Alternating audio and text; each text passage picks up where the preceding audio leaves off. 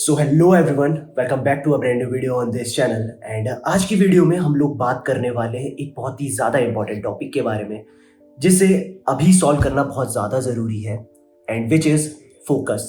And आप यकीन करो या ना करो, आप लोगों का फोकस स्पैन कम होता जा रहा है। एंड अब इस पे बात करना बहुत ज़्यादा इंपॉर्टेंट हो चुका है, क्योंकि देखो यार, बच्चों के बोर्ड्स आ चुके हैं एंड हमें भी पता है कि अगर हमें कुछ भी करना है अपनी ज़िंदगी में तो एक फोकस होना बहुत ज्यादा जरूरी है। गोल होना तो जरूरी है, बट उस गोल पे फोकसली काम करना बहुत ज्यादा इंपॉर्टेंट है। एंड अब मैं तुम्हें एक फैक्ट दिखाता हूँ, ये इस वेबसाइट में पब्लिश किया हुआ है। एंड कोई भी बात मैं खुद नहीं बोल रहा हूँ, मेरे आज सामने कुछ बुक्स रखी है, मैं तुम्हें दिखा देता हूँ। जैसे कि एक बुक है think and grow rich, atomic habits है मेरे पास, कांट हार्ट मी भी रखी है, एंड सदगुरु की क्या था, मैं भूल गया, मैं body is the greatest asset, ये भी रखी है। एंड कुछ बुक्स और भी हैं, तो मैं उन सारी बुक्स की नॉलेज की मदद से तुम्हें बताऊंगा, क्योंकि मैंने सारी की सारी बुक्स पढ़ के रखी है। मैं पिछले 2-3 सालों से पढ़ रहा हूँ यार। एंड तुम लोग कह सकते हो कि भाई 2-3 साल लगा दिया और इतनी ही बुक पढ़ पाया, लेकिन वो बात नहीं है। तो तुम ये वेबसाइट देखो यार, इसमें साफ साफ लिखा है कि हमारा जो फोकस स्पैन है वो ग्रेजुअली डिक्लाइन कर रहा है। ग्रेजुअली सही वर्ड नहीं होगा, एंड वो ड्रास्टिकली डिक्लाइन कर रहा है। एंड एक एग्जाम्पल भी दिया था, जो कि एक्चुअली तुम चाहो तो उसे मान सकते हो या नहीं मान सकते हो, जो कि है कि हमारा जो अटेंशन स्पैन है वो एक गोल्ड फिश के अटेंशन स्पैन से भी कम हो चुका है। एंड गोल्ड फिश का जो अटेंशन स्पैन होता है वो अराउंड 8 सेकंड है। तो अब तुम लोग मुझसे से एक बात कह सकते हो कि भाई बात तो फोकस स्पैन की हो रही थी, अटेंशन में कैसे चला गया तू? तो सच्चाई ये है, दोनों की दोनों चीजें इंटरकनेक्टेड है।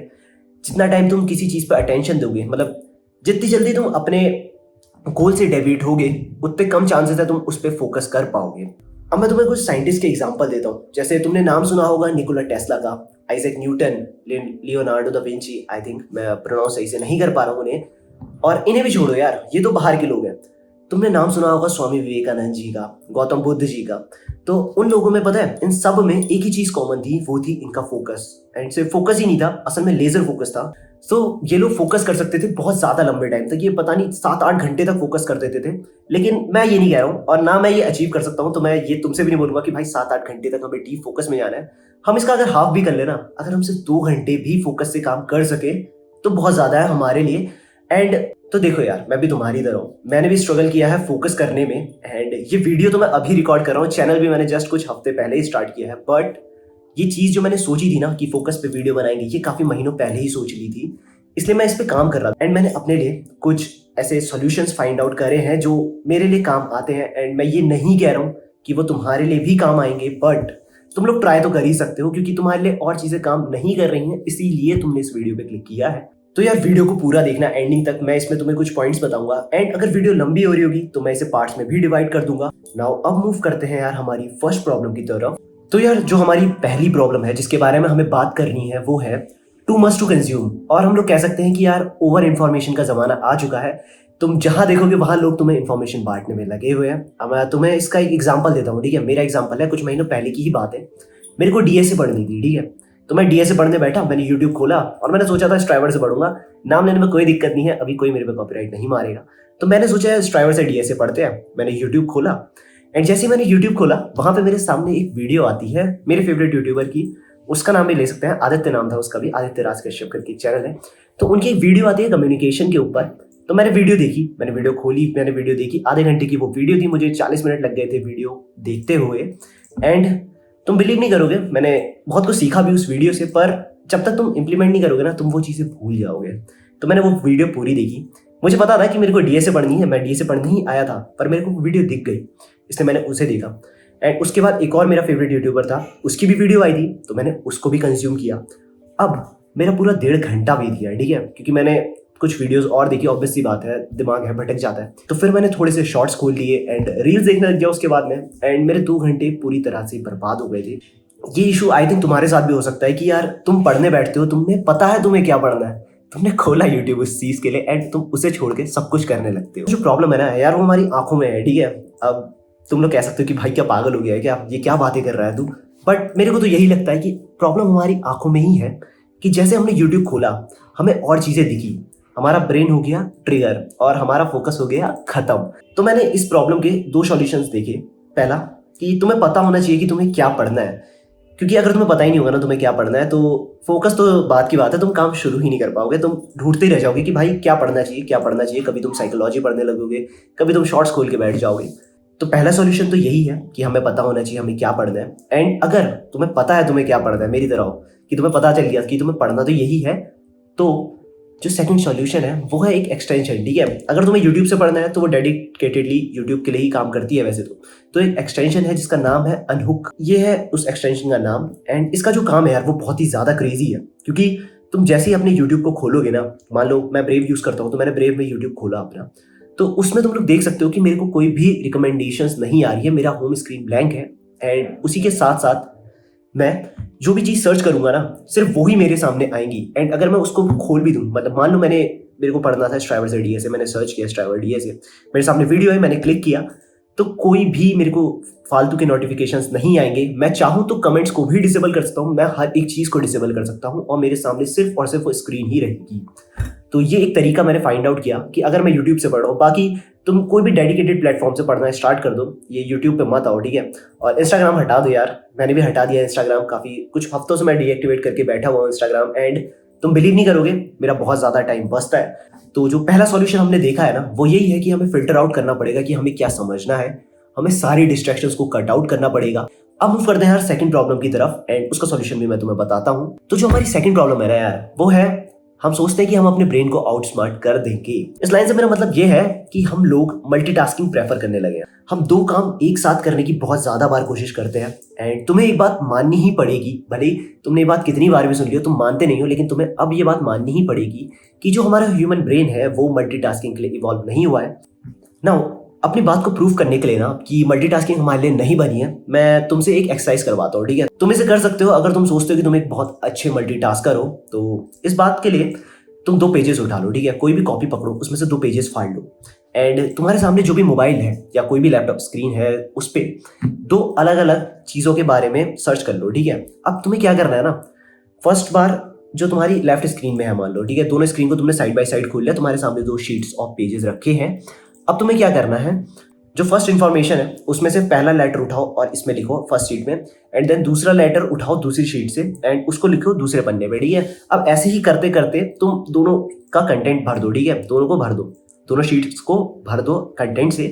एंड देन तुम क्या करना, एक बार फर्स्ट शीट को भरने की ट्राई करना, बस लगातार फर्स्ट शीट में पूरा कंटेंट लिखना, एंड देन सेकंड शीट में पूरा कंटेंट लिखना लगातार। ठीक है, और तुम टाइम डिफरेंस देखना। ठीक है अपना, तो तुम्हें बहुत ज्यादा टाइम डिफरेंस मिलेगा। इससे तुम समझ सकते हो कि यार हम मल्टीटास्किंग अच्छी नहीं कर सकते, वो मशीन्स ही अच्छी कर सकती हैं, उन्हें ही करने दो। हम क्या करेंगे, हम सिंगल टास्क पे फोकस करेंगे एक बार पे। अब सुनो यार, तुम इस एग्जाम्पल को जो मैंने तुम्हें दिया है, तुम उसको कॉन्ट्राडिक्ट कर सकते हो कि नहीं भाई मैं कर रहा हूं, तो भाई तुम करो, कोई दिक्कत नहीं है। ये उनके लिए है जिन्हें सही में फोकस करने में दिक्कत हो रही है। एंड मल्टीटास्किंग एक बहुत ज्यादा बड़ा रीजन हो सकता है तुम्हारा ना फोकस करने का।